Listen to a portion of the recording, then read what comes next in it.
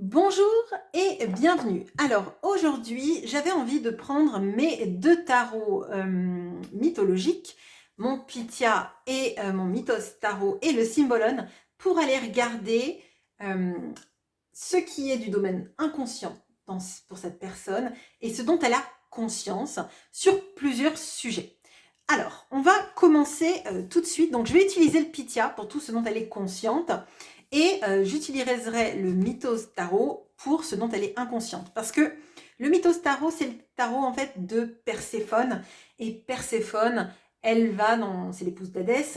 Donc elle vit dans le monde souterrain, d'accord? Les choses qui sont plus cachées, peut-être même fantasmées, etc. Bon. Alors, de quoi elle est consciente vis-à-vis de ce que vous représentez pour elle et de quoi elle n'est pas consciente dans ce que vous représentez pour elle. De quoi elle est consciente dans ce que vous représentez pour elle.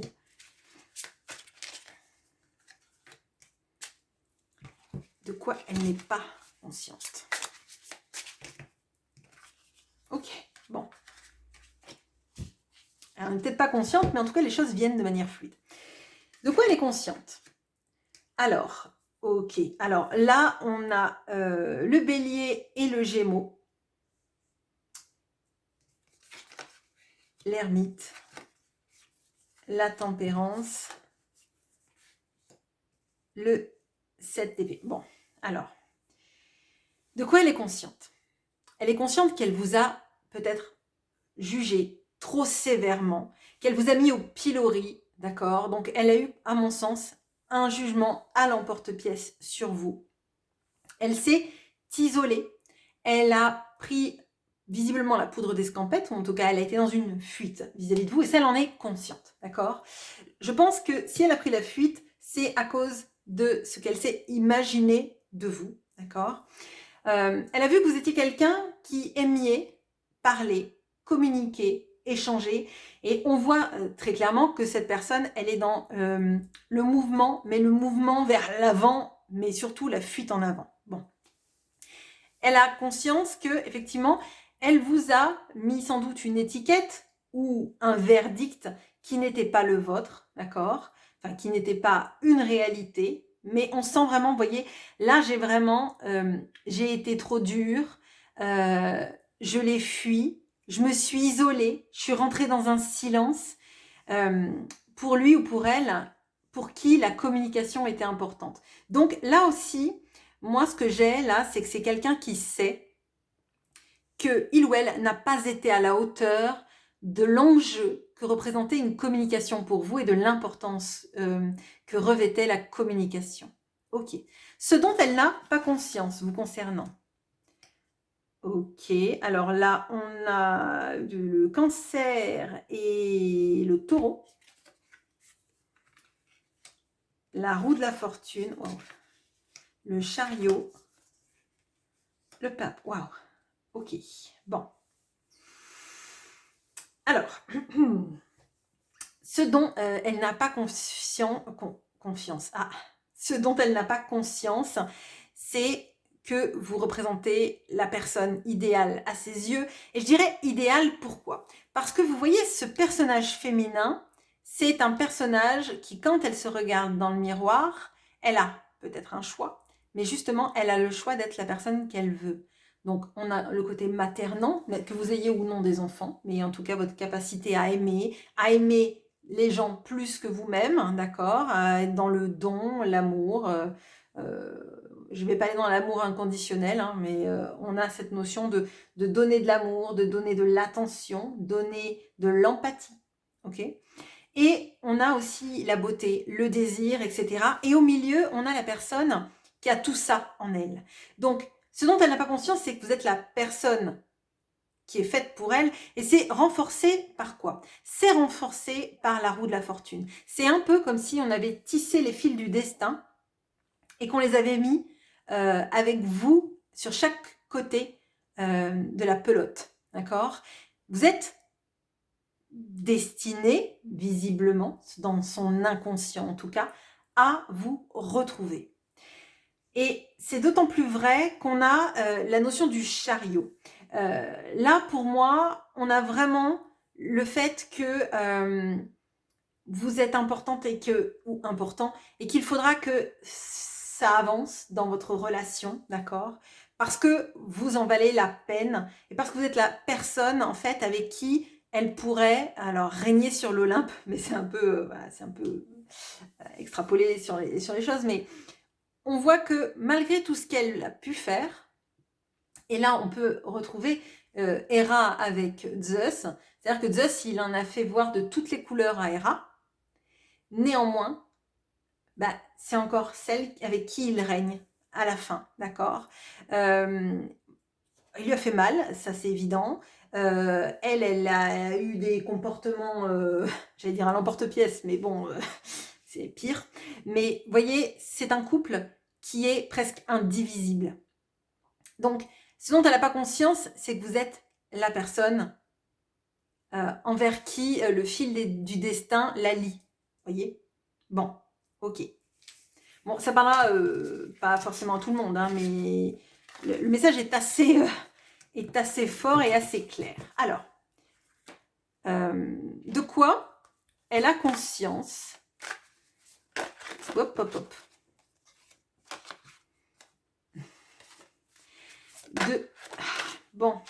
De quoi elle a conscience dans ses sentiments vis-à-vis de vous. Alors, ça peut rejoindre hein, ce qu'on a vu tout à l'heure, effectivement. Et de quoi elle n'a pas conscience.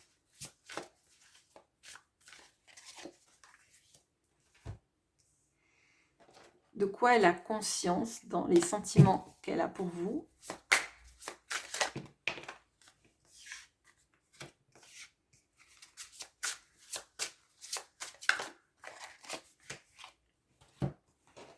Et de quoi, oh, mais je mets toujours mes jeux. De quoi elle n'a pas, bon, je sais pas. De quoi elle n'a pas conscience. Ah, décidément, confiance. Hein. Bon, il y a peut-être un problème de confiance, effectivement, entre vous deux. Alors, de quoi elle a conscience dans les sentiments? Ok, donc là, on a le cancer et on a les poissons. L'impératrice, waouh. Le 3 de coupe, les amours. Wow. Il remue votre tirage. Hein. Là, on sent qu'il y a une intensité émotionnelle, hein, très clairement. Bon, alors, de quoi elle a conscience dans cette relation? Bien, je dirais, c'est comme la princesse. Là, j'ai l'impression d'avoir Blanche-Neige dans son cercueil de verre. Mais c'est, pour moi, on est dans ça. Bon, sauf qu'elle est blonde et voilà. Mais bon, on est dans ça. C'est-à-dire que on a quelqu'un qui sait qu'elle vous aime depuis longtemps, mais visiblement, il y a une problématique liée au temps, au timing qu'elle choisit, aussi au détour qu'elle prend et à sa volonté de rendre la situation bien plus légère qu'elle n'est. Alors peut-être parce qu'elle ressent à quel point votre lien est intense, mais on dirait qu'elle veut le réduire à une relation, je dirais, alors pas banale, parce que je pense qu'il n'y a aucune relation qui est banale, mais en fait, vu tous les enjeux que je ressens dans la relation, le fait qu'elle fasse semblant, entre guillemets, en voulant mettre de la légèreté, me fait dire que elle essaye un petit peu d'alléger la relation. Bon, alors, dans les sentiments, on a quoi? L'impératrice. Je vous ai dit, on avait tout à l'heure, dans la manière dont elle vous voyait, qu'elle avait été trop dure avec vous, etc. Et dans ce dont elle n'était pas consciente, dans ce que vous représentiez, pardon, c'est que vous étiez la bonne personne et qu'il y a cette notion de fil du destin. Pour moi, c'est quelqu'un qui sait que vous êtes la personne qu'elle aime plus que n'importe qui d'autre au monde. Et ça nous est confirmé par Aphrodite ici. Par contre, visiblement, elle a des choix qu'elle n'acte pas dans sa vie, potentiellement parce qu'elle reste sur de la légèreté, d'accord? Donc, à mon sens, elle sent à quel point elle vous aime et que vous êtes la bonne personne pour elle, moins intensément peut-être que dans cette carte du symbolon qu'on avait tout à l'heure. Mais moi, en fait, ce que je ressens, c'est que il y a des moments où elle s'en rend compte, que vous êtes la bonne personne pour elle, mais ce dont elle ne se rend pas compte, surtout, c'est ce lien du destin, et potentiellement, elle peut aussi être dans une sorte de déni, c'est-à-dire elle pourrait avoir des signes qu'elle ne voudrait pas voir, voyez. Parce que quand même, quand on est conscient que la personne en face, c'est l'impératrice, et on a les amoureux, ça me fait quand même dire que la personne réalise à quel point vous êtes importante dans sa vie. Vous voyez, c'est au niveau des sentiments, donc on a l'amour de sa vie et la personne, entre guillemets, idéale pour soi. Et quand on essaye de mettre de la légèreté, c'est comme si en fait, pour cette personne, c'était tellement important ce que vous représentiez, comment elle vous voit, comment elle vous aime, qu'il faut qu'elle mette à tout prix de la légèreté, parce que sinon, en fait, elle décolle pas du sol. Bon. Visiblement, il y a quand même un choix à acter dans sa vie. Alors, ça ne veut pas dire un choix forcément entre des personnes, mais peut-être un choix de comportement, un choix peut-être d'engagement, parce que dans la notion de ce que vous représentez et ce qu'elle ne voit pas, enfin ce qu'elle ne conscientise pas, on avait quand même le hiérophante. Et le hiérophante, ça nous parle de l'engagement. Donc, potentiellement, elle n'est pas engagée avec vous, et peut-être, comme il y avait un problème tout à l'heure de ce que je ressentais, de trahison, ou voilà, de ne pas faire confiance, peut-être qu'elle a eu des moments où elle a été trop légère, où elle s'est laissée draguer, où elle a dragouillé, ou pire, mais on voit très clairement que elle essaye de faire en sorte de vous proposer quelque chose sans engagement, tout en étant engagée dans son cœur vis-à-vis de vous. Bon, c'est un peu paradoxal, certes. Ce dont elle n'est pas consciente. On a le bélier encore qui revient avec le Verseau. Ok, avec le fou. Ok. Alors, on a le 2 de bâton avec Thésée. Le 9 de coupe, et on a Jason et les Argonautes avec le roi de bâton. Bon, ce dont elle n'est pas consciente, c'est que c'est elle qui, en voulant, à mon sens, de la légèreté, retarde la relation, retarde la communication, et fait en sorte que tout ce que vous pourriez vivre de beau, alors elle le détruit. Je ne sais pas si c'est vraiment elle le détruit, hein, mais on sent, vous voyez, la méfiance, parce que là on a Circé qui transforme les hommes en cochons.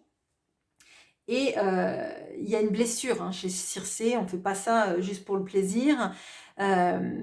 Pour moi, on a quelqu'un qui est perdu, qui se perd, qui promet et puis qui se désengage, qui va dans la relation et puis qui se désengage encore, qui va chercher de la légèreté là où on lui demande une quête, un engagement et un accomplissement. Vous voyez ?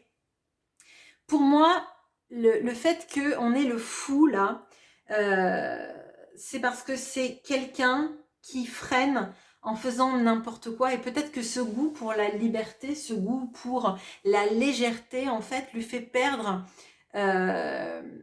l'objectif final, qui est en fait juste d'être heureux, en fait. Dans ce que je ressens, elle se méfie, cette personne, de ce qui touche trop à son cœur. Et on l'a vu en préambule, enfin au tout début dans le premier tirage, elle vous a mis une sorte de sentence trop dure. Elle a fui, etc. Peut-être le silence radio. On voit que c'est difficile. C'est difficile tous les deux d'interagir dans une discussion équilibrée, sereine et sur du long terme. Alors, peut-être que là, on a pendant quelques moments des sortes d'éclaircies, des sortes de moments où tout est fluide, et puis derrière, on ne sait pas ce qui se passe, mais cette personne se renferme, se repère dans son labyrinthe mental. Vous voyez, il lui faut le fil d'Ariane pour sortir du labyrinthe. Et à mon sens, moi, son labyrinthe, parfois, elle décide que par liberté, elle lâche le fil et elle se repère. Et après, elle est obligée de recommencer à retrouver un bout de fil et à tourner pendant 1000 ans. Donc là, ce dont elle n'a pas conscience, vraiment, vis-à-vis de ses sentiments, c'est que si c'est long, si c'est étrange, s'il y a tant d'allers-retours, c'est parce qu'elle a tellement peur qu'elle lâche la rampe, quoi. Enfin, je ne sais pas comment vous dire ça différemment, mais pour moi, c'est ça. Ok.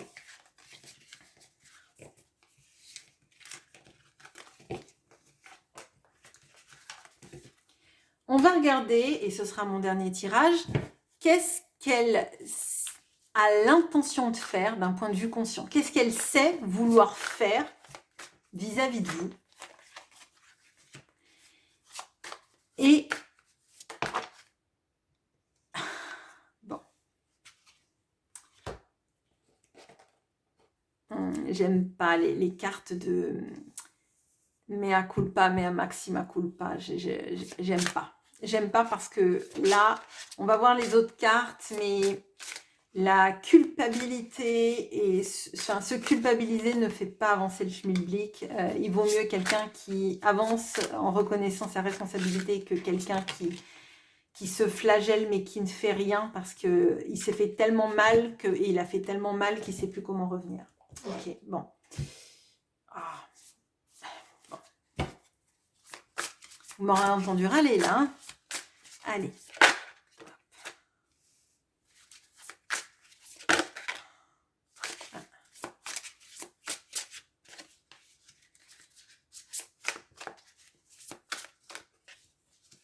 Ok. Alors, on a le phénix, donc on a le scorpion et on a le verseau. Alors, on a le 4 de bâton, la justice et le roi de bâton. Oh, magnifique. Alors, là, de quoi elle a conscience vis-à-vis de vous dans ses actions? C'est de faire renaître cet amour, d'accord? De l'ancrer dans une réalité, dans un couple, d'accord? De vous rendre justice et de se montrer comme quelqu'un de proactif, quelqu'un qui prend les décisions, qui prend son destin, son avenir et le couple en main. Donc ça ne veut pas dire qu'elle ne vous laisse pas de place, hein. Mais là, j'avoue que franchement, ça fait du bien. Enfin, de voir ça, moi j'aime beaucoup, d'accord. J'aime beaucoup parce que je vois qu'elle a l'intention de faire tout ça, qu'elle en a très envie. Et qu'elle se sent capable de pouvoir faire renaître cet amour de ses cendres, de pouvoir créer et co-créer avec vous, de vous rendre justice à tous les deux. Et il y a une notion encore du karma et du destin qu'on a là-dedans avec l'équilibre. Et on a quelqu'un qui veut vraiment, en tout cas, que la relation, elle existe en fait. Vous voyez, c'est un artisan. Il est l'artisan de la réussite du couple. Bon. Ce dont elle n'a pas conscience. Bien, ce dont elle n'a pas conscience, on a quoi? On a la Vierge et le Scorpion. Donc le Scorpion, il revient. Alors, on a le 6 de denier, on a le valet d'épée avec percé. Et on a le 7 de denier avec... j'ai perdu. Je l'ai perdu. Tout va bien. Bon, bref, c'est pas grave. Alors, je dirais que c'est un peu plus compliqué.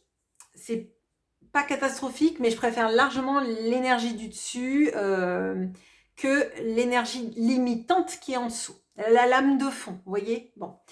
Alors là, on a quoi? On a quelqu'un qui va et qui se culpabilise de tout ce qui s'est passé, d'accord?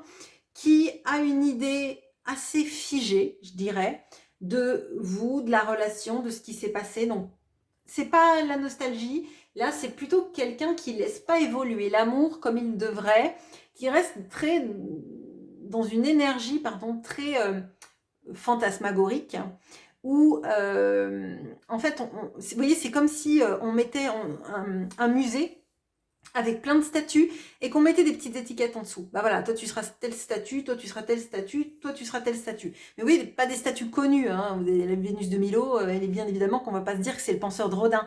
Mais là, en fait, cette personne, elle met des étiquettes. Et je pense qu'elle a toujours mis des étiquettes sur les relations, sur les gens, sur ce qui se passait, et même sur elle-même, je dirais. Donc là, la problématique, ça vient de sa croyance, du coup inconsciente, que déjà elle a fait du mal à la relation, qu'elle s'en est fait aussi, potentiellement qu'elle ne mérite pas, hein, parce que là pour se punir comme ça, on a cette sensation-là. Alors c'est pas l'imposteur, mais c'est de quelqu'un qui ne mérite pas, qui n'est pas méritant, qui n'est pas aimable, hein, vous voyez ce genre de choses. Et comme elle essaye de faire quelque chose de parfait, de créer une statue parfaite, moi ça me dit qu'elle attend le bon moment pour agir, elle attend les conditions idéales, presque la synergie des éléments, et je l'ai en plus là-dedans, dans la notion, vous voyez, de frapper Méduse quand c'est le bon moment. Vous voyez, donc il y a une histoire de temps. Il y a une histoire du bon moment, il y a une histoire de quelque chose qui serait propice pour qu'elle fasse. Et à mon sens, il n'y a jamais de bon moment. Surtout quand en fait on a mis des étiquettes sur les choses et sur soi-même. Parce que l'étiquette qu'elle va vous mettre sur, par exemple, comment vous réagiriez, c'est très fantasmé et c'est très nourrissant pour cette dialectique mentale, hein. C'est vraiment, bon bah si j'y vais, il ou elle va me rejeter parce que je lui ai fait du mal, parce que j'ai pas communiqué, parce que je lui ai mis une étiquette, voilà. Et c'est étonnant parce que vous voyez, dès le début, on a vu qu'elle mettait des étiquettes, qu'elle jugeait trop sévèrement, etc. Et à mon sens, elle fonctionne comme ça. Elle a du mal à cerner les gens. Parce qu'en fait, c'est pas nourri par ni son empathie ni son mental, c'est nourri par ses peurs. Elle projette les peurs qu'elle a sur les gens en se disant par exemple, bon ben moi j'ai toujours été trahie ou j'ai pu trahir, et ben cette personne me trahira, elle me fera du mal, comme si en fait il y avait quelque chose d'inéluctable de ben ça me fera du mal parce que on m'a fait du mal, vous voyez ce genre de choses. Bon. Alors, on a le 6 de denier là et le valet d'épée.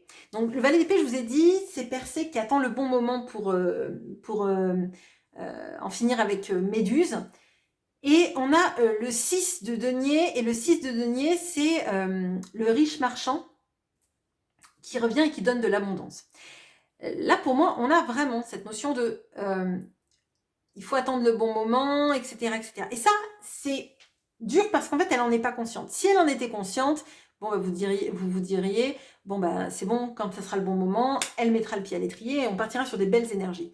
Là, le problème, c'est qu'elle a envie de faire les choses, mais il y a la lame de fond derrière qui sabote, qui coupe les pieds et qui dit non, non, non, attends un peu, pour se réassurer quelque part. Donc, oui, bien évidemment, elle a envie d'être plus juste avec vous, mais aux conditions que ça aille dans cette histoire-là de pas vous faire du mal, de pas être rejeté, de tomber au bon moment, que peut-être vous ayez pardonné le fait qu'elle vous ait mis peut-être au banc de sa vie, vous voyez. Bon, bah écoutez, je reste sur ça. Je veux bien savoir si ça vous plaît, ce genre de tirage. Moi, j'aime beaucoup, mais voilà, c'est aussi votre chaîne. Donc, dites-moi en commentaire et je vous souhaite une très bonne journée. Je vous remercie d'être présent et présente sur cette chaîne et je vous retrouve donc en commentaire avec grand plaisir. À bientôt!